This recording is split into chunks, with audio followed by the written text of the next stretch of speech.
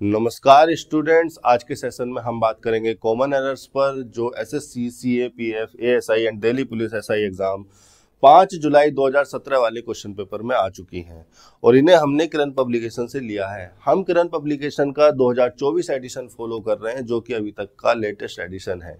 इसमें 2018 से दिसंबर 2023 तक के क्वेश्चंस मौजूद हैं। इस पर लिखा हुआ है 16,950 प्लस। तो हमारे सेंटेंसेस की जो सीक्वेंस है, जैसे कि आज की वीडियो में हम डिस्कस करेंगे 71 से 75 तक के सेंटेंसेस को, वो इस एडिशन की सीक्वेंस के हिसाब से है। दूसरे एडिशन में किसी दूसरी बुक में ये सेंटेंस किसी दूसरे सीक्वेंस पर दूसरे नंबर पर हो सकते हैं।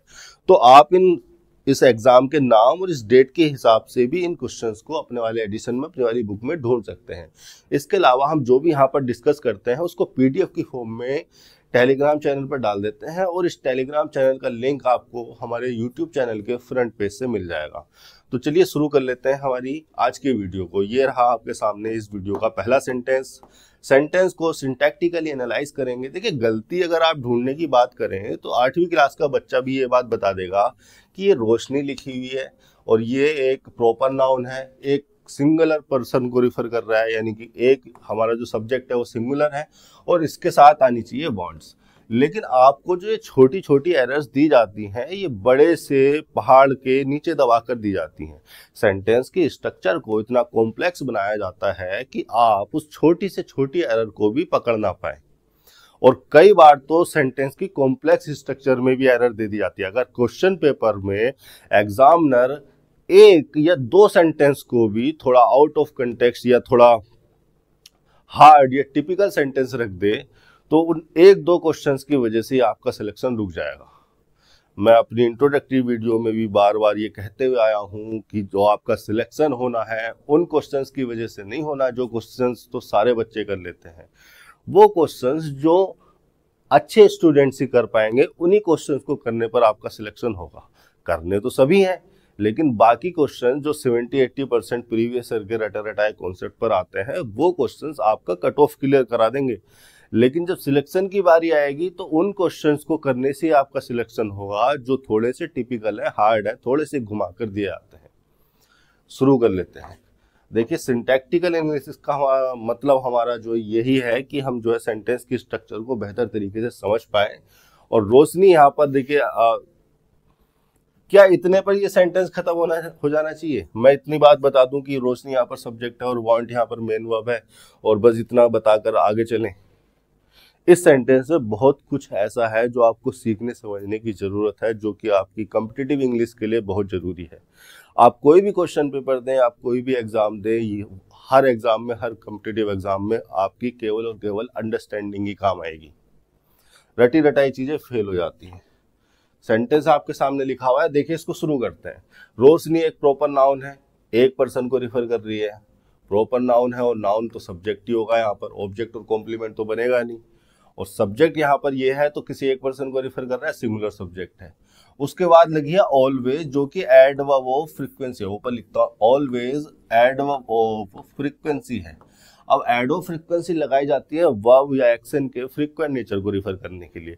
इसका मतलब हम ये कह रहे हैं कि जो एड ऑफ फ्रीक्वेंसी है ये इस वर्ब के लिए आई है और ये वर्ब जो है, वर्ब में जो एक्शन है ये फ्रीक्वेंट नेचर का एक्शन है। फ्रीक्वेंट नेचर का एक्शन मतलब बार बार होने वाला एक्शन। और क्या है वो फ्रीक्वेंसी? ऑलवेज। तो रोशनी सिंगुलर सब्जेक्ट थी, उसके हिसाब से हमने वांट्स कर दिया और वांट जो है फ्रीक्वेंट नेचर की वर्ब यहाँ पर हो रही है, इसीलिए हमने प्रेजेंट इंडेफिनिट यूज किया है। प्रेजेंट इंडेफिनिट टेंस लगाया जाता है वर्ब के फ्रीक्वेंट नेचर को रिफर करने के लिए। एक्चुअली में प्रेजेंट इंडेफिनिट में जो प्रेजेंट होता है वो ये कहता है कि ये प्रेजेंट से रिलेट कर रहा है और इंडेफिनिट स्टेट ये कहती है कि इंडेफिनिट स्टेट का मतलब जिस स्टेट को डिफाइन ना किया जा सके, मतलब बताया ना जा सके, एक्शन चल रहा है, खत्म हो गया। पहले भी कई बार हुआ और अभी कई बार होगा। तो ये जो होते हैं फ्रीक्वेंट नेचर के एक्शन, इसीलिए इंडेफिनिट स्टेट में लिखे जाते हैं। ऑलवेज वांट, अभी जो वांट है हमारी यहाँ पर मेन वर्ब है और मेन वर्ब है हमारी ट्रांजिटिव नेचर की वर्ब और ट्रांजिटिव नेचर की वर्ब अपने बाद ऑब्जेक्ट लेती है। कहाँ है वो ऑब्जेक्ट? ये रहा वो ऑब्जेक्ट। आगे एक इन्फिनेटिव लिखा हुआ है 2 + V1। 2 + V1 ये जो इन्फिनेटिव होते हैं ये एक्चुअली में मैं पहले ही बता चुका हूँ, फंक्शन के आधार पर नाउन भी हो जाते हैं, एडजेक्टिव भी हो जाते हैं, एडवर्ब भी हो जाते हैं। बेसिकली ये नॉन फाइनाइट वर्ब होते हैं, लेकिन सेंटेंस में इनका फंक्शन ऐसा होता है कि ये नाउन, एडजेक्टिव या एडवर्ब तीनों में से कुछ भी एक हो सकते हैं। सिंटेक्स के हिसाब से, फंक्शन के हिसाब से हमें ये बात पता चलती है। अब वांट को चाहिए थी ट्रांजिटिव वर्ब, उसके बाद लिखा हुआ है एक इन्फिनिटिव, यानी कि ये इन्फिनिटिव यहाँ पर हो जाएगा नाउन, इस वांट ट्रांजिटिव वर्ब का ऑब्जेक्ट बन जाएगा। अब देखिए ये नाउन बन तो गया, ऑब्जेक्ट बन तो गया वांट ट्रांजिटिव वर्ब का, लेकिन चूंकि ये एक नॉन फाइनाइट वर्ब है, नॉन फाइनाइट वर्ब में हमने इसमें इन्फिनिटिव में वर्ब का एट्रीब्यूट चेक किया, तो वर्ब के एट्रीब्यूट में हमने पाया कि इसमें जो वर्ब लगी हुई है गेट, ये खुद एक ट्रांजिटिव नेचर की वर्ब है, और ये अगर ट्रांजिटिव नेचर की वर्ब है तो इसके बाद आना चाहिए इसका ऑब्जेक्ट, द बेस्ट।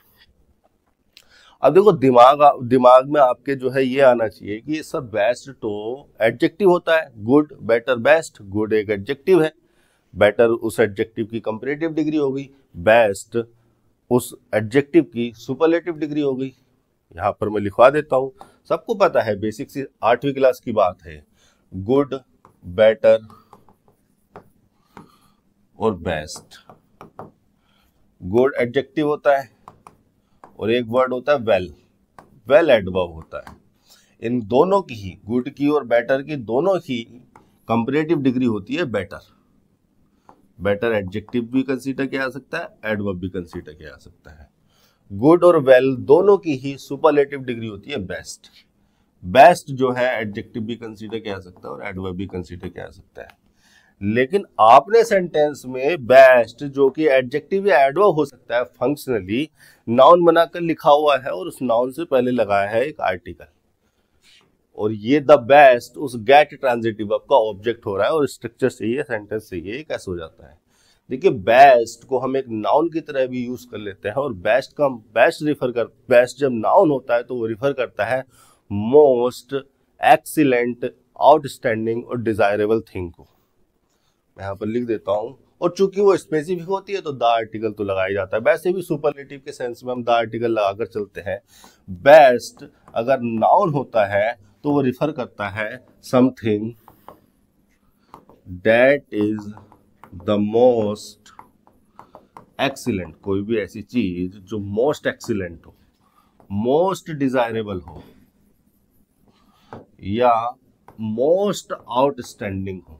अब चूंकि ये इतना सुपरलेटिव होता है तो जिसको भी ये रिफर करता है वो स्पेसिफिक हो जाता है, डेफिनेटिव हो जाता है, उसके जैसा कोई दूसरा नहीं होता, तो हम इससे पहले द आर्टिकल लगाकर चलते हैं। इस तरह से noun phrase the best use की जाती है सब्जेक्ट या ऑब्जेक्ट या कॉम्प्लीमेंट बनाकर सेंटेंसेस की स्ट्रक्चर में, सिंटेक्स में, और द बेस्ट रिफर करती है किसी ऐसी चीज को, किसी ऐसी एक्टिविटी को, किसी ऐसे फीचर को जो कि मोस्ट आउटस्टैंडिंग हो, मोस्ट एक्सीलेंट हो, मोस्ट डिजायरेबल हो। तो गेट ट्रांजिटिव वर्ब का ऑब्जेक्ट हो गया द बेस्ट। आगे लिखी है ऑफ प्रीपोजिशन, आगे ऑफ प्रीपोजिशन लगी है और ये प्रीपोजिशन के बाद आना चाहिए इसका ऑब्जेक्ट, और ये प्रीपोजिशनल फ्रेज लगाई गई है द बेस्ट नाउन को रिफर करने के लिए कि हम किसके बेस्ट की बात कर रहे हैं। और चूंकि ये प्रीपोजिशनल फ्रेज इस द बेस्ट नाउन के लिए लगाई गई है, तो नाउन के लिए अगर लगाई गई है, नाउन को मॉडिफाई करने के लिए आई है, तो मैं इसको कहूंगा एडजेक्टिव फ्रेज। उसके बाद लगा हुआ है वेदर, और उसके बाद एक क्लोज लिखी हुई है शी डिजर्व्स इट और नॉट। अब देखिए वेदर जो है, वेदर के बारे में हमें डिटेल में बात करनी चाहिए। वेदर और ये जो कॉम्बिनेशन है ये अपने आप में एक कोरिलेटिव कंजंक्शन है। अगर इसके बारे में हम बात करें, मैं आपको 2-4-5 मिनट इसके बारे में बताना चाहूं तो मैं क्या कहूंगा, वेदर, यहाँ पर कुछ लिखा होगा और लिखा होगा। अब देखिए जो वेदर और का जो कॉम्बिनेशन है, जो पेयर ऑफ वर्ड्स आपके सामने लिखे हैं, ये एक तरह का कोरिलेटिव कंजंक्शन है। कोरिलेटिव कंजंक्शन वो कंजंक्शन होते हैं जो पैरेलल स्ट्रक्चर को जोड़ते हैं एक दूसरे से रिलेट करते हुए। मतलब एक स्ट्रक्चर यहाँ पर लिखी होगी, एक स्ट्रक्चर यहाँ पर लिखी होगी, दोनों स्ट्रक्चर पैरेलल होंगी। पैरेलल से मतलब सेम रैंक की होंगी, सेम रैंक की तो लिखनी पड़ेगी क्योंकि और कोऑर्डिनेट कंजंक्शन है, और चूंकि कोऑर्डिनेट कंजंक्शन है तो यहाँ जो स्ट्रक्चर होगी, यहाँ जो स्ट्रक्चर होगी सिमिलर रैंक की होगी, ग्रामेटिकली सिंटैक्टिकली सेम होंगी। नाउन को नाउन से जोड़ रहा है, कोऑर्डिनेट कंजंक्शन यही तो करते हैं, सिमिलर रैंक के स्ट्रक्चर को जोड़ते हैं। तो ये जो कोरिलेटिव कंजंक्शन होता है, कोऑर्डिनेट कंजंक्शन इनमें लगा रहता है, तो इसी वजह से कोरिलेटिव कंजंक्शन भी पैरेलल स्ट्रक्चर को ही जोड़ते हैं, क्योंकि कोऑर्डिनेट कंजंक्शन का ही एक्सटेंशन इनको कंसीडर किया जाता है। अब देखो और लगाते क्यों हैं, और लगाते हैं हम दो अल्टरनेट ऑप्शंस को रिफर करने के लिए। अगर हम दो अल्टरनेट ऑप्शंस देना चाह रहे हैं तो और कंजंक्शन का यूज करके लिखते हैं। मतलब यहाँ एक ऑप्शन दिया हमने, यहाँ एक सिनेरियो दिया, यहाँ एक ऑप्शन दिया, तो अल्टरनेटिव्स को जोड़ने के लिए और कंजंक्शन को लगाया जाता है और के द्वारा सिमिलर पैरेलल स्ट्रक्चर को जोड़ा जाएगा। यानी कि यहाँ पर अगर क्लोज होगी तो यहाँ भी क्लोज ही होगी, यहाँ पर अगर वर्ब होगी तो यहाँ भी वर्ब ही होगी। अब ये जो वेदर है, वेदर क्या हो सकता है, वेदर फंक्शन के आधार पर या तो सबऑर्डिनेट कंजंक्शन हो सकता है या एडवर्ब हो सकता है। अब वेदर सबऑर्डिनेट कंजंक्शन होगा तो यहाँ पर कोई क्लोज लिखी होगी, चूंकि यहाँ पर क्लोज लिखी है तो और कंजंक्शन के द्वारा पैरेलल स्ट्रक्चर को जोड़ा जाना है, सिमिलर स्ट्रक्चर को जोड़ा जाना है, तो यहाँ भी कोई क्लोज ही लिखी होगी। ठीक है। और वेदर अगर एडवर्ब होगा तो एडवर्ब जिनको मॉडिफाई कर सकता है वो वर्ड वो फ्रेजेस यहाँ पर लिखी होंगी, और जब वो यहाँ पर वो वर्ड वो फ्रेजेस लिखी होंगी तो यहाँ पर भी वही वर्ड वही फ्रेजेस लिखी होंगी। कहने का मतलब है वेदर एक एडवर्ब हो गया, और एडवर्ब किसको मॉडिफाई कर सकता है, एडजेक्टिव को मॉडिफाई कर सकता है, वर्ब को मॉडिफाई कर सकता है, एडवर्ब को मॉडिफाई कर सकता है। और चूंकि एक कोऑर्डिनेट नेचर का कंजंक्शन है तो अल्टरनेटिव्स के रूप में वो एडजेक्टिव को एडजेक्टिव से ही जोड़ेगा, वर्ब को वर्ब से ही जोड़ेगा, और एडवर्ब को एडवर्ब से ही जोड़ेगा। ये हो गई इनके बारे में एक इंट्रोडक्टरी बात। अब देखिए वेदर को हम लगाते क्यों हैं, वेदर के बारे में मैंने आपको पहले ही बताया है कि वेदर को लगाया जाता है अनसर्टेनिटी को एक्सप्रेस करने के लिए, और यहां पर वेदर एक्सप्रेस कर रहा है इन दो अल्टरनेटिव्स के बीच में जो अनसर्टेनिटी है। भाई और कंजंक्शन लगाकर हमने दो अल्टरनेटिव ऑप्शंस को इंट्रोड्यूस किया, अब हम कंफ्यूजन में है, मतलब अनसर्टेन है कि इस वाले ऑप्शंस को कंसीडर करें, इसको पॉसिबल सिनेरियो कंसीडर करें या इसको पॉसिबल सिनेरियो कंसीडर करें। तो दोनों सिनेरियो को, दोनों अल्टरनेटिव ऑप्शंस को लेकर हमारी जो अनसर्टेनिटी है, उसी अनसर्टेनिटी को एक्सप्रेस करने के लिए हमने क्या लगाया है, वेदर को लगाया। मैं यहाँ पर लिख देता हूँ अनसर्टेनिटी को एक्सप्रेस करने के लिए। अब देखिए इतनी बातें लिखाने की जरूरत नहीं है, अगर आप मेरी बातों को ध्यान से सुनेंगे तो मैं बहुत ही लॉजिकल तरीके से अपनी इन्फॉर्मेशन को आपके सामने रखने की कोशिश करता हूँ। हर चीज के पीछे का रीजन बताकर चलता हूँ कि ये वर्ड इसका मीनिंग है और ये इसका फंक्शन है। वेदर को हम लगाते हैं अनसर्टेनिटी को एक्सप्रेस करने के लिए, और यहाँ पर वो एक्सप्रेस कर रहा है, वो रिफर कर रहा है इन दोनों अल्टरनेटिव्स के बीच की अनसर्टेनिटी को, इन दोनों अल्टरनेटिव सिनेरियो को, इन दोनों अल्टरनेटिव ऑप्शंस को लेकर हम जो अनसर्टेन है, हमारी जो अनसर्टेनिटी है, उसी को एक्सप्रेस करने के लिए वेदर को लगाया गया है। वो सबऑर्डिनेट कंजंक्शन भी हो सकता है, किसी मामले में वो एडवर्ब भी हो सकता है। सेंटेंस की स्ट्रक्चर में अगर मैं एग्जाम्पल से ये बात आपको समझाने की कोशिश करूं तो हम इसको कैसे लिखते हैं, मैंने लिखा I don't know whether she will agree और नॉट। ठीक है, आई आपको पता है सब्जेक्ट है, यहाँ पर हेल्पिंग वर्ब लगी है नॉट एडवर्ब के साथ कॉन्ट्रैक्टेड फॉर्म में। नो आपको पता है ट्रांजिटिव नेचर की वर्ब है, इसको अपने बाद अपना ऑब्जेक्ट चाहिए, तो इसके बाद जो ये सबऑर्डिनेट क्लोज लिखी है यही इसका ऑब्जेक्ट बन जाएगी। चलो उस चीज पर अभी बाद में आएंगे, पहले देख लेंगे ये जो सबऑर्डिनेट क्लोज लिखी है इसमें जो वर्ड है वेदर और इसका क्या फंक्शन है। अभी बताया था वेदर यहाँ पर एक सबऑर्डिनेट क्लोज की तरह लगाया गया, सबऑर्डिनेट कंजंक्शन की तरह लगाया गया है, और ये वेदर सबऑर्डिनेट कंजंक्शन आया है एक सबऑर्डिनेट क्लोज को इंट्रोड्यूस करने के लिए, और उस सबऑर्डिनेट क्लोज में भी एक और कंजंक्शन है जो दो अल्टरनेट ऑप्शंस को जोड़ रहा है। लेकिन दोनों अल्टरनेट ऑप्शंस क्या होने चाहिए थे, पैरेलल स्ट्रक्चर में होने चाहिए थे, सिमिलर स्ट्रक्चर में होने चाहिए थे, क्योंकि वो जो कंजंक्शन है वो कोऑर्डिनेट नेचर का कंजंक्शन है, सिमिलर रैंक स्ट्रक्चर को जोड़ता है। वेदर को लगाया गया है अनसर्टेनिटी को एक्सप्रेस करने के लिए, अनसर्टेनिटी को एक्सप्रेस करने के लिए, और यहां पर भी हम अनसर्टेन है और उसी अनसर्टेनिटी को यहां पर एक्सप्रेस किया गया है आई डोंट नो लगाकर, और उसी अनसर्टेनिटी, और किससे रिलेटेड अनसर्टेनिटी है, वो किस इंफॉर्मेशन से रिलेटेड अनसर्टेनिटी को हम एक्सप्रेस कर रहे हैं, उस इंफॉर्मेशन को, उस क्लोज को हमने वेदर के बाद लिखा है। ठीक है, वेदर को सबऑर्डिनेट कंजंक्शन की तरह लगाया गया और उसने अपने बाद एक सबऑर्डिनेट क्लोज को इंट्रोड्यूस किया। वेदर को लगाते हैं हम अनसर्टेनिटी को एक्सप्रेस करने के लिए, और अनसर्टेनिटी को हमने यहाँ पर एक्सप्रेस कर दिया है उसी अनसर्टेनिटी को बताने के लिए कि किस इंफॉर्मेशन से रिलेटेड अनसर्टेनिटी हमारी है। यानी कि वेदर कंजंक्शन का यूज क्यों कर रहे हैं हम? जिस इंफॉर्मेशन से रिलेटेड हमारी अनसर्टेनिटी थी उस इंफॉर्मेशन को इंट्रोड्यूस करने के लिए। तो क्या है वो इंफॉर्मेशन? सी विल एग्री और नॉट। इस इंफॉर्मेशन से रिलेटेड हमारी अनसर्टेनिटी है, उसको हमने वेदर कंजंक्शन के बाद लिखा, और ये हो गई हमारी सबऑर्डिनेट क्लोज। अब देखिए इस सबऑर्डिनेट क्लोज में एक और कंजंक्शन लगा है और, जो इन दो अल्टरनेट ऑप्शंस को जोड़ रहा है। अब ऑल्टरनेट ऑप्शन जो है और कंजंक्शन से जुड़ रहे हैं, तो और होता है कोऑर्डिनेट नेचर का कंजंक्शन। आपके दिमाग में सवाल ये उठना चाहिए कि सर चूंकि और एक कोऑर्डिनेट नेचर का कंजंक्शन है, तो यहाँ पर तो आपने लिखी है क्लोज, सब्जेक्ट प्लस वर्ब, और यहाँ पर आपने लिख दिया एडवर्ब। एक क्लोज को आपने एक एडवर्ब से कैसे जोड़ दिया? एक्चुअली में ये जो नोट लिखा है, ये लिखा है इस क्लोज की जगह पर। यहाँ क्लोज होनी चाहिए थी सी विल नॉट एग्री। और कोऑर्डिनेट कंजंक्शन से जिन पॉसिबल सिनेरियो को, जिन दो अल्टरनेट ऑप्शंस को जोड़ा गया है, वो है सी विल एग्री और she will not agree. She will not agree close को यहां पर लिखा जाना था और कंजंक्शन से, और इन दो अल्टरनेटिव्स को लेकर जो है हमारी अनसर्टेनिटी थी, उसी अनसर्टेनिटी को हमने एक्सप्रेस करने के लिए वेदर लगाया, और ये पूरी क्लोज इस ट्रांजिटिव वर्ब का ऑब्जेक्ट हो गई। ये है ओवरऑल बात। लेकिन सी विल नॉट एग्री को हमने लिख दिया नोट। वो इसलिए क्योंकि हम यहाँ पर यूज करते हैं इलेप्टिकल कंस्ट्रक्शंस को, इलेप्टिकल स्ट्रक्चर को, इलेप्सिस को। मैं यहाँ पर लिखवा देता हूँ, मैंने एक दो लेक्चर पहले भी इसका जिक्र किया था। इलेप्टिकल, अरे यार, ELLIPTI, इलेप्टिकल स्ट्रक्चर्स, इलेप्सिस। ये क्या होती है? सेंटेंस की स्ट्रक्चर से, सिंटेक्स से उस इंफॉर्मेशन को हटा देना जिस इंफॉर्मेशन को कोई रीडर या कोई लिसनर कंटेक्स्ट की हेल्प से समझ सकता है।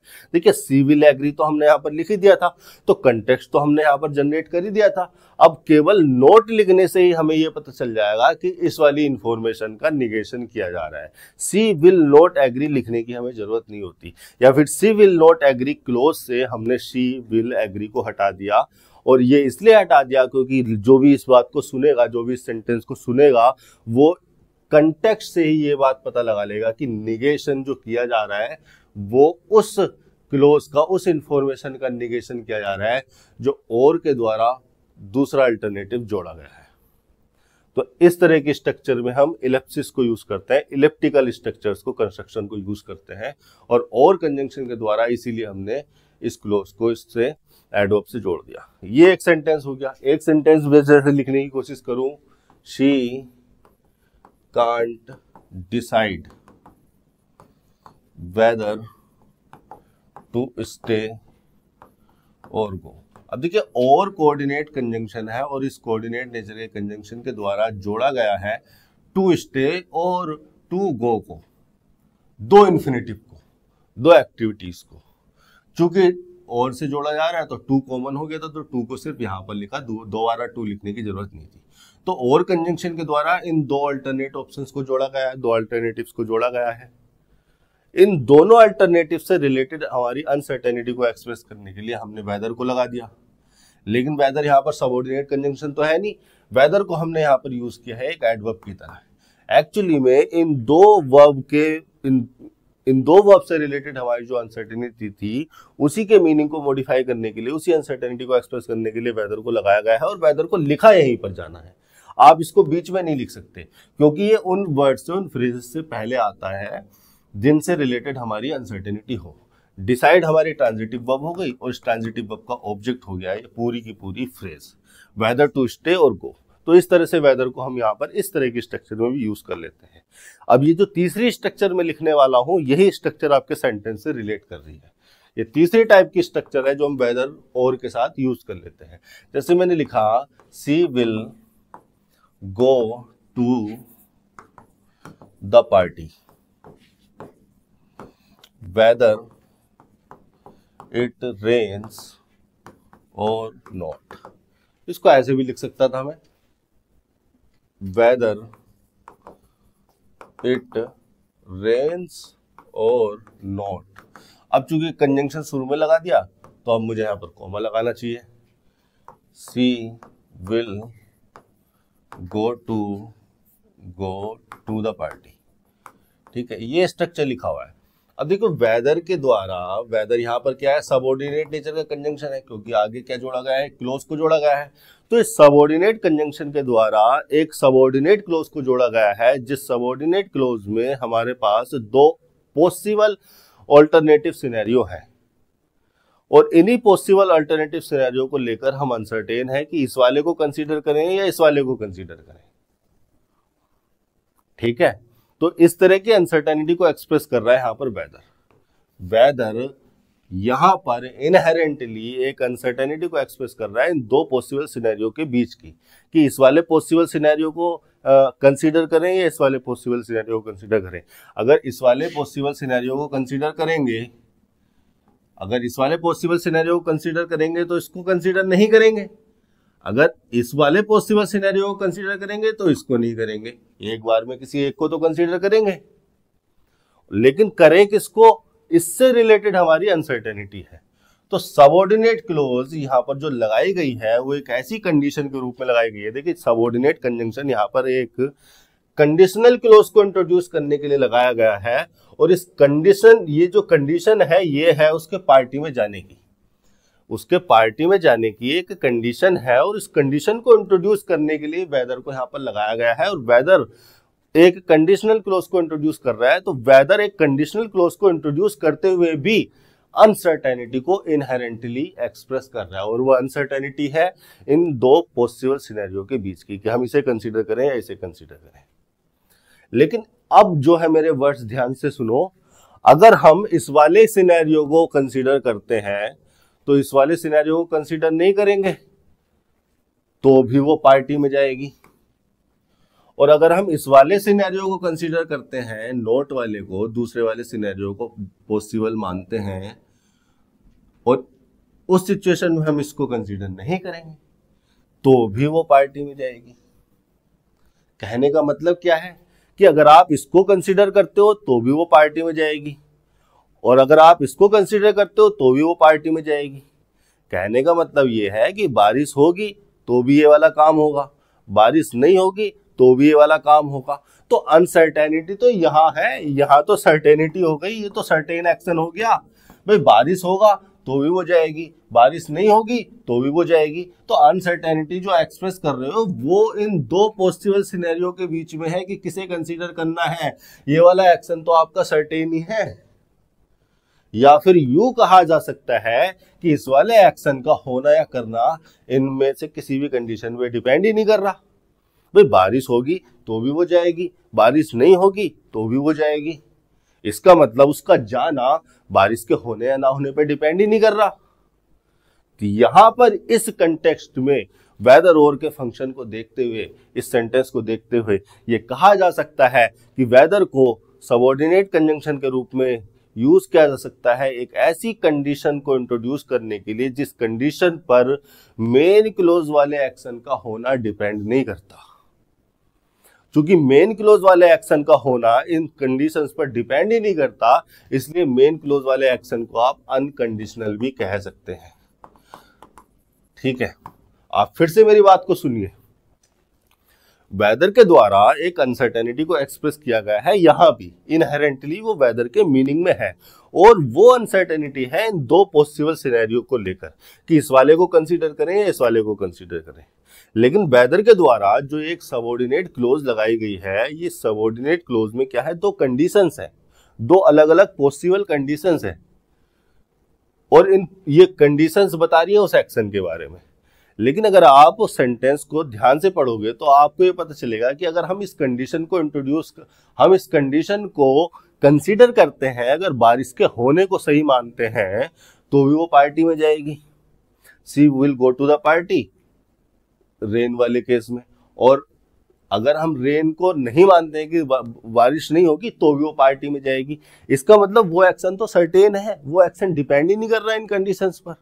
तो वेदर कंजंक्शन को लगाया गया है एक ऐसी कंडीशन को इंट्रोड्यूस करने के लिए जिस कंडीशन पर मेन क्लोज वाला एक्शन डिपेंड नहीं करता, यानी कि मेन क्लोज वाला एक्शन इस क्लोज से इंडिपेंडेंट है, इन कंडीशंस पर डिपेंड नहीं करता, वो अनकंडीशनल है। अनकंडीशनल एक्शंस या प्रोसेस या एक्टिविटीज उनको कहते हैं जो किसी भी कंडीशन पर डिपेंड ना करें। तो ये कंटेक्स्ट यहाँ पर है, और इसी कंटेक्स्ट को जो है आप अपने सेंटेंस में उठाकर देखेंगे तो यहाँ पर यही लगा हुआ है, Roshni always wants to get the best of facilities whether she deserves it और नॉट। डिजर्व करती है तो भी उसको बेस्ट फैसिलिटीज चाहिए, डिजर्व नहीं करती है तो भी उसको बेस्ट फैसिलिटीज चाहिए। तो वेदर के द्वारा, वेदर सबऑर्डिनेट कंजंक्शन के द्वारा यहाँ पर जो कंडीशनल क्लोज लगाई गई है, सबऑर्डिनेट क्लोज लगाई गई है, उस कंडीशनल क्लोज पर में भी दो कंडीशन है और उन दोनों कंडीशन के बीच में हम अनसर्टेन है, लेकिन ये बात सर्टेन है कि उसे बेस्ट फैसिलिटीज चाहिए। इसका मतलब उसकी जो डिजायर है बेस्ट फैसिलिटीज को गेट करने की, ये इन दोनों कंडीशन पे ही डिपेंड नहीं करती है। तो वेदर को लगाया गया है ऐसी कंडीशनल क्लोज को इंट्रोड्यूस करने के लिए जिस कंडीशन पर मेन क्लोज वाला एक्शन डिपेंड नहीं करता। इतनी बात ध्यान रखना। ये हो गया आपका 71वां सेंटेंस। देखिए ये बेसिक ऑब्जर्वेशन है जो मैं वर्ड्स की, फ्रेजेस की, फंक्शन की अपनी जो है टेबल पर बैठ के करता हूं और आपके सामने इन चीजों को लेकर आता हूं। आप इन चीजों को ध्यान में रखिए, आप जो है इन चीजों को क्लियर करके चलिए। आप दुनिया का कोई भी एग्जाम आपके सामने छोटा हो जाएगा अगर आप अपनी समझ के दायरे को बड़ा कर लेते हैं। सेंटेंस आपके सामने 72। देखिए सबसे पहले तो आप इसको इंटरप्रेट करेंगे, रोहन से लिखा हुआ है, फिर उसके बाद लिखा हुआ है मदर। पहली बात तो ये जो रोहन वर्ड है ये एक प्रॉपर नाउन है, प्रॉपर नाउन का आपने प्लूरल कर दिया, किसी एक सिंगल पर्सन का नाम था। उसके बाद एक और नाउन लिखा हुआ है जिस नाउन को जोड़ने के लिए आपको यहाँ पर किसी प्रीपोजिशन को लगाना था। भाई अगर एक नाउन को दूसरे नाउन से जोड़ रहे हो तो कोई प्रीपोजिशन लगाया जाना चाहिए था। एक्चुअली में यहाँ पर मुझे लगता है कि इनसे किरण पब्लिकेशन वालों से अपोस्ट्रोफी एस छूट गया है ना, इनसे एक्चुअली में यहाँ पे अपोस्ट्रोफी एस छूट गया। कोई बात नहीं, ये टाइपिंग एरर हो सकती है। तो रोहन्स मदर, मदर हो गया नाउन, रोहन भी एक नाउन हो गया जो कि पजेसिव फंक्शन में है, ये हो गई उसकी पजेशन। रोहन्स मदर एक नाउन हो गया, नाउन फ्रेज है, और ये है हमारी सब्जेक्ट। ऑब्जेक्ट और कॉम्प्लीमेंट होगी नहीं। और एडवाइस लगा है यहाँ पर मेन वर्ब, जो कि वर्ब की सेकंड फॉर्म लगी हुई है और ट्रांजिटिव नेचर की वर्ब है। उसके बाद आ गया उसका ऑब्जेक्ट। और ट्रांजिटिव में भी ना ये डाई ट्रांजिटिव नेचर की वर्ब हो जाती है, मोनो ट्रांजिटिव भी हो जाती है, डाई ट्रांजिटिव भी। डाई ट्रांजिटिव वर्ब वो वर्ब होती है जो अपने बाद दो ऑब्जेक्ट लेती है, किसको एडवाइस दी और क्या एडवाइस दी। तो किसको एडवाइस दी मतलब हुम का रिप्लाई, यानी कि वो पर्सन, और क्या एडवाइस दी मतलब व्हाट का रिप्लाई, वो थिंग। तो advise him not to drive. To drive एक इन्फिनेटिव है जो कि एडवाइज डाई ट्रांजिटिव वर्ब का दूसरा ऑब्जेक्ट हो रहा है, डायरेक्ट ऑब्जेक्ट, और इसका निगेट करने के लिए हमने नोट लगा दिया एडवर्ब। एडवर्ब जो होते हैं टू ड्राइव से पहले लगा दिया गया है नोट एडवर्ब टू ड्राइव को निगेट करने के लिए। यहाँ पर इन्फिनेटिव को हम स्प्लिट नहीं करते हैं, कर भी सकते हैं अगर बहुत जरूरी है तो, सेंटेंस की स्ट्रक्चर अगर अपसेट हो रही है तो, लेकिन अगर हमारे पास ऑप्शन है लगाने का तो हमने नोट एडवर्ब लगाया।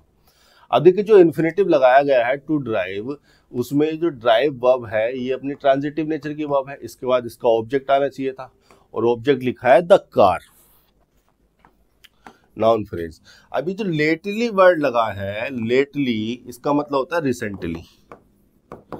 लेटली या रिसेंटली किसी ऐसे एक्शन को रिफर करने के लिए लगाए जाते हैं जो अभी प्रेजेंट के थोड़े बहुत टाइम से पहले खत्म हुए हों।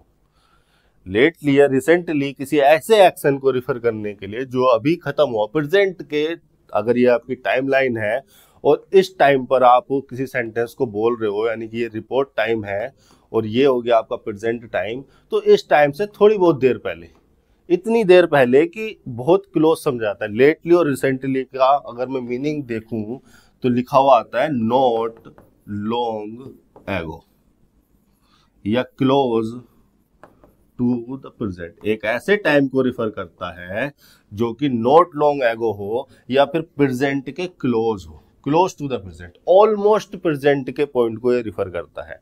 तो लेटली और रिसेंटली किसी ऐसे एक्शन को रिफर करने के लिए एडवर्ब ऑफ टाइम के रूप में लगाया जाता है जो कि प्रेजेंट के क्लोज में ही खत्म हुआ हो, जो कि नॉट लॉन्ग है वो खत्म हुआ हो। तो इसीलिए जो है लेटली और रिसेंटली के साथ हम प्रेजेंट परफेक्ट भी यूज कर लेते हैं, क्योंकि लेटली और रिसेंटली किसी ऐसे टाइम को रिफर कर रहा है जो प्रेजेंट से बहुत दूर नहीं है, नॉट लॉन्ग एगो है और प्रेजेंट के एकदम करीब है। तो जिसका भी कंप्लीशन, जिस भी एक्शन का कंप्लीशन यहाँ हुआ है, हम ये कंसीडर कर लेते हैं ऑलमोस्ट प्रेजेंट के पॉइंट पर कंसीडर हुआ है, तो हम लेटली और रिसेंटली के साथ प्रेजेंट परफेक्ट लगाते हैं। लेकिन क्या हम यहाँ पर लेटली सेंटेंस की स्ट्रक्चर में लेटली यहाँ पर हम लगाने के, ये मतलब जिस मीनिंग को हमने कन्वे किया है लेटली और रिसेंटली को लगाना हम यहाँ पर प्रीफर कर रहे हैं या करेंगे? नहीं, यहाँ पर वर्ड लगाया जाना है लेट।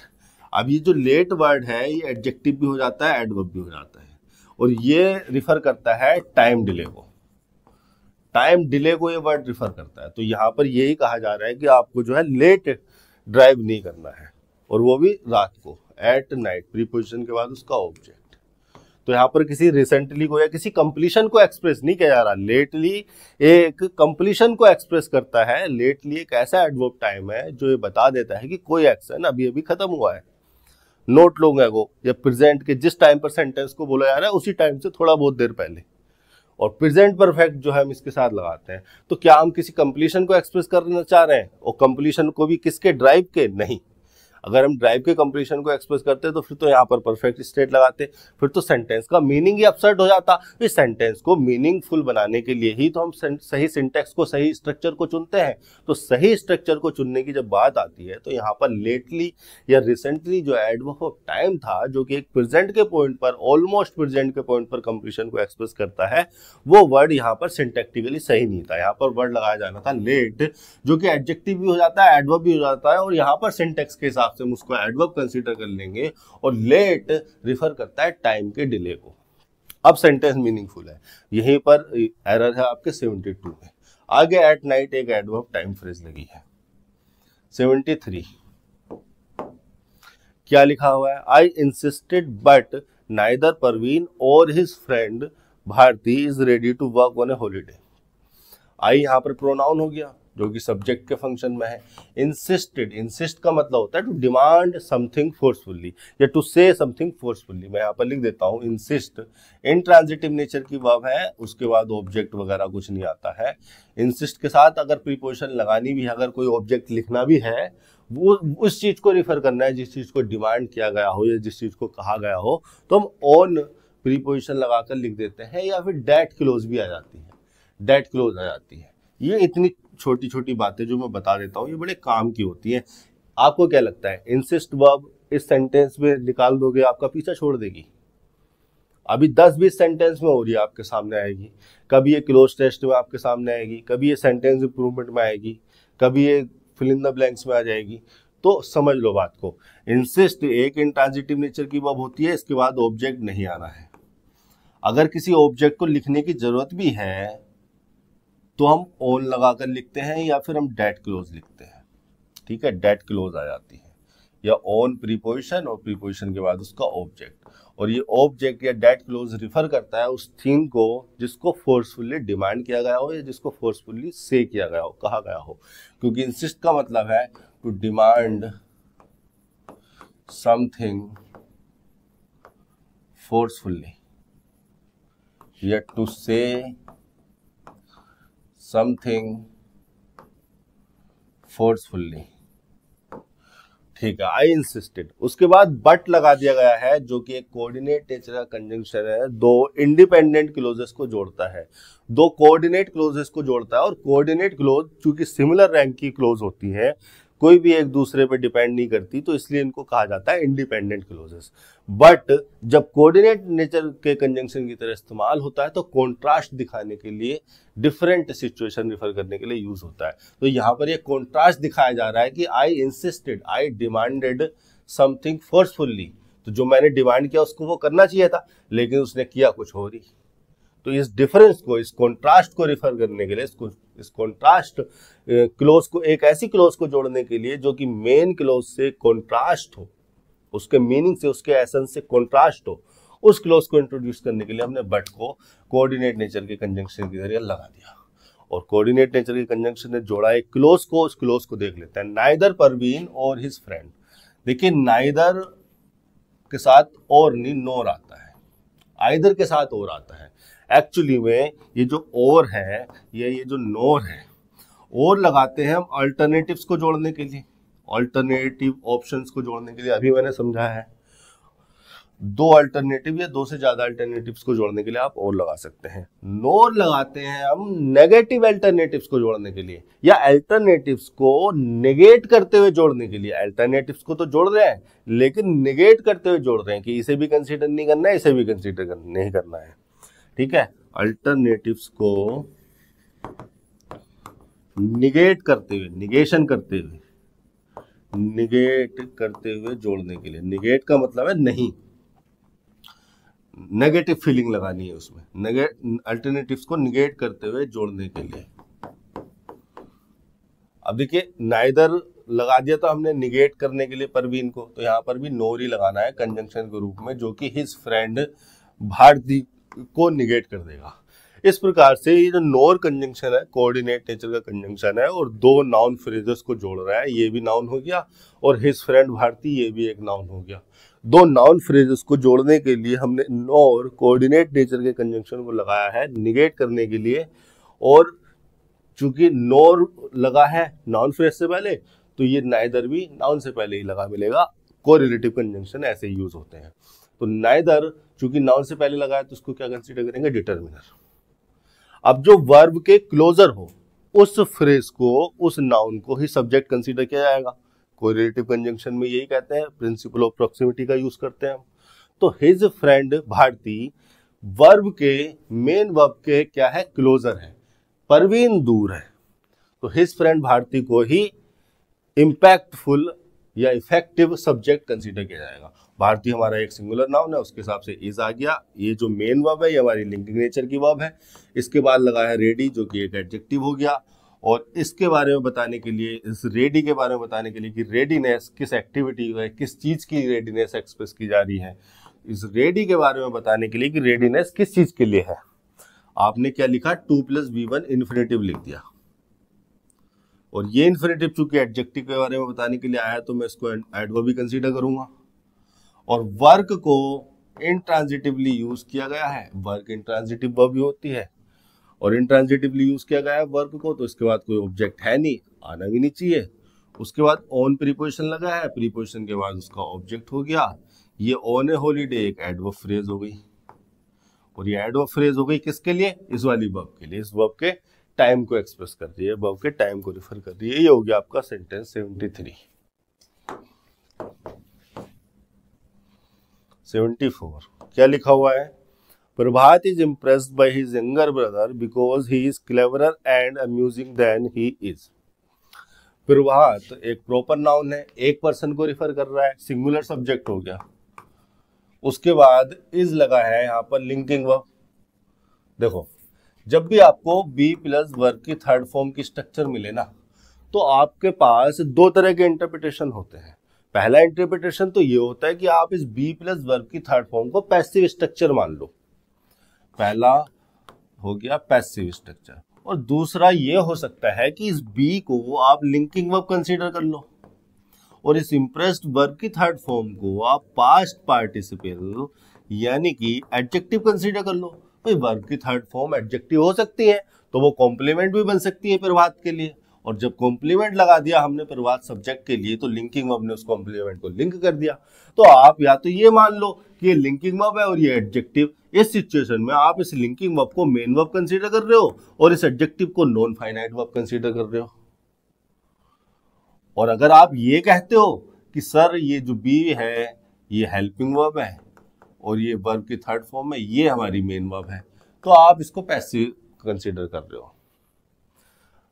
कुल मिलाकर आप इसको किस तरह से जो है कंसीडर करना चाहेंगे, Prabhat is impressed by his younger brother. देखिए मैं ये कहता हूं कि जब action done by somebody else का मीनिंग आए, जबकि कोई ऐसा एक्शन लिखा हो जिसका कोई और डूअर हो सकता है, तो पैसिव स्ट्रक्चर यूज करना चाहिए हमें, पैसिव इस इंटरप्रिटेशन को यूज करना चाहिए। तो यहाँ पर तो लिखा है बाय प्रीपोजिशन, एक डूअर को ही तो रिफर कर रहा है। Bye his younger brother, brother यहाँ पर नाउन हो गया, यंगर यहाँ पर एडजेक्टिव हो गया इसके लिए, और हिज हो गया पॉजिटिव डिटरमिनर। प्रभात से रिलेट करने के लिए, प्रभात से रिलेट करके हमने बता दिया कि यंगर ब्रदर, किसके यंगर ब्रदर की बात हो रही है, एक पजेसिव डिटर्मिनर।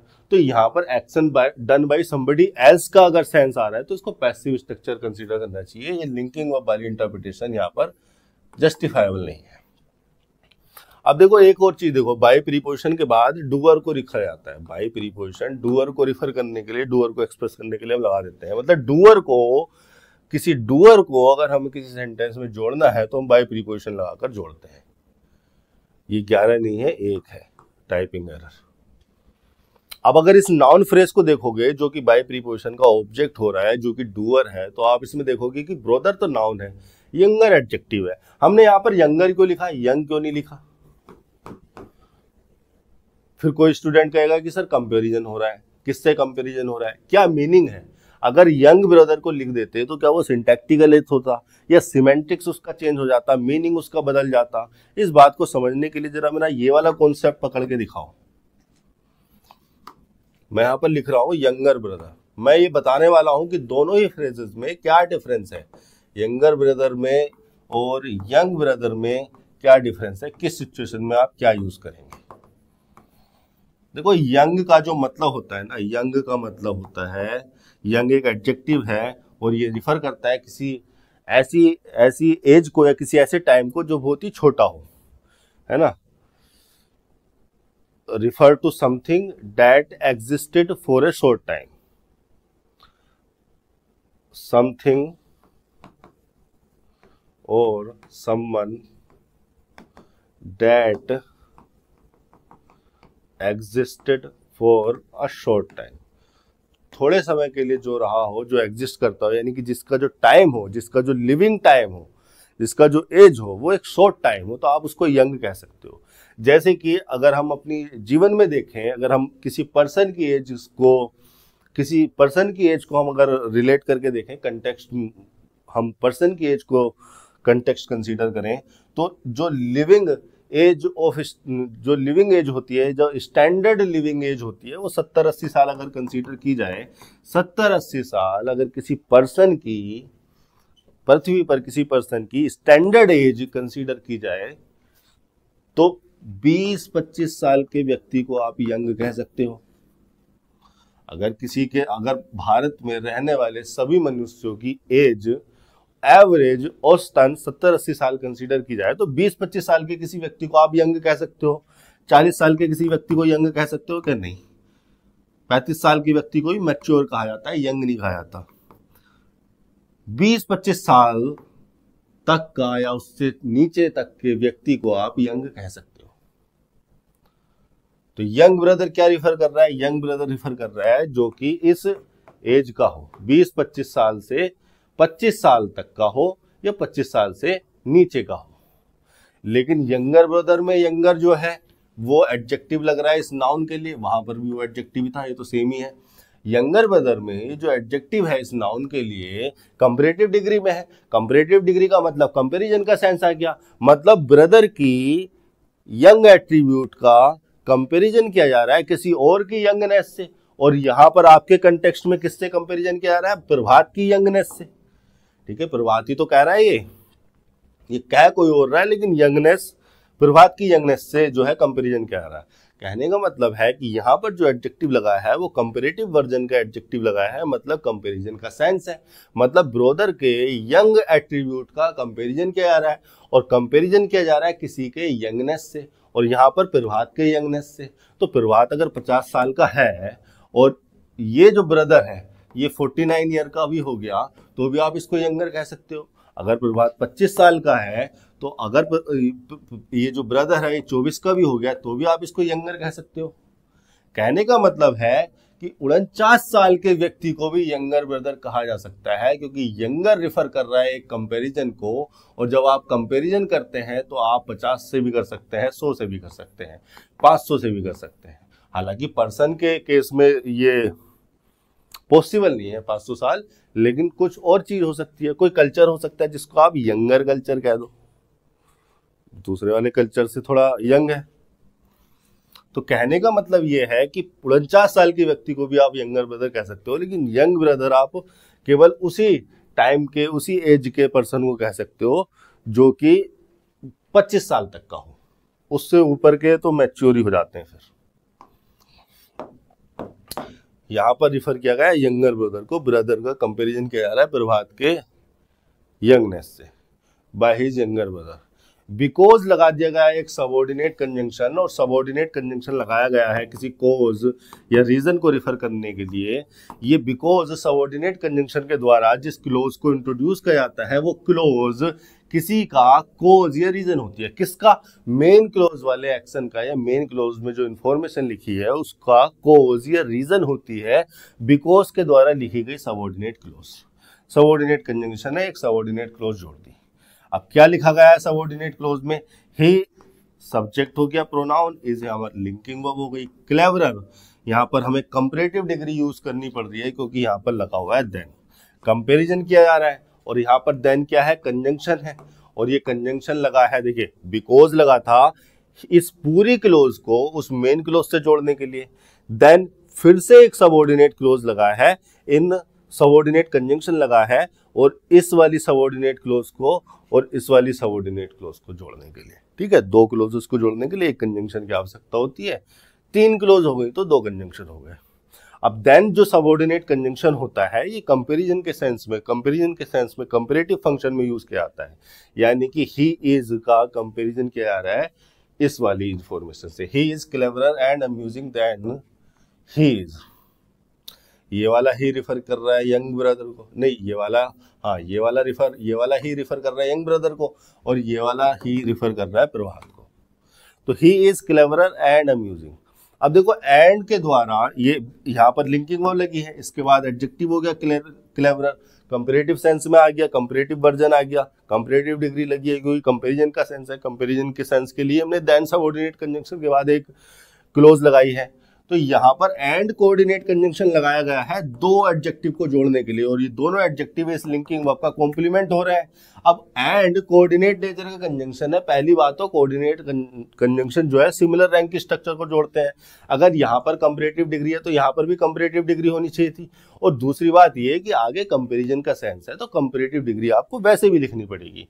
ठीक है, तो यहाँ पर आप लिखोगे अम्यूजिंग नहीं, मोर अम्यूजिंग, मोर वर्ड लगाना पड़ेगा आपको यहाँ पर, तब जाके सही होगा। यही गलती थी इसमें 74 में। 75 की बात कर लेते हैं।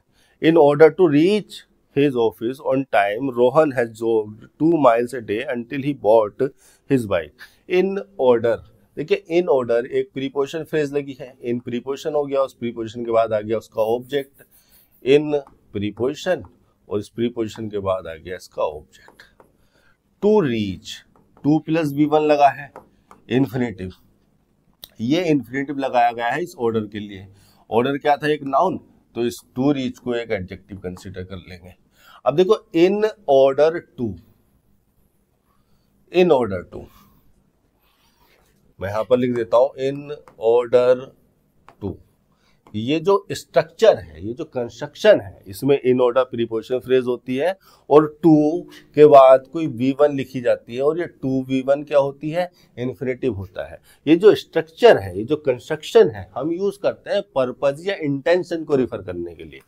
ठीक है, हमारी जो पर्पज हो या हमारी जो इंटेंशन हो, उस पर्पस को या इंटेंशन को रिफर करने के लिए हम इन ऑर्डर टू + V1, ये V1 वो एक्टिविटी है जो इंटेंडेड एक्टिविटी है, जो एक्टिविटी हमारा पर्पज है, जो हमारी इंटेंशन है, वो एक्टिविटी हमने यहाँ इन्फिनेटिव में लिखनी होती है।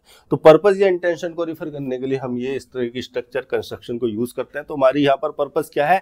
In order to reach, purpose है रीच करना, कहाँ? ऑफिस। रीच चूंकि इन्फिनेटिव है, तो इन्फिनेटिव तो नॉन फाइनाइट वर्ब है, तो वर्ब का एट्रीब्यूट चेक किया तो रीच को पाया ट्रांजिटिव, ट्रांजिटिव है तो उसके बाद लिखा है उसका ऑब्जेक्ट, हिज ऑफिस।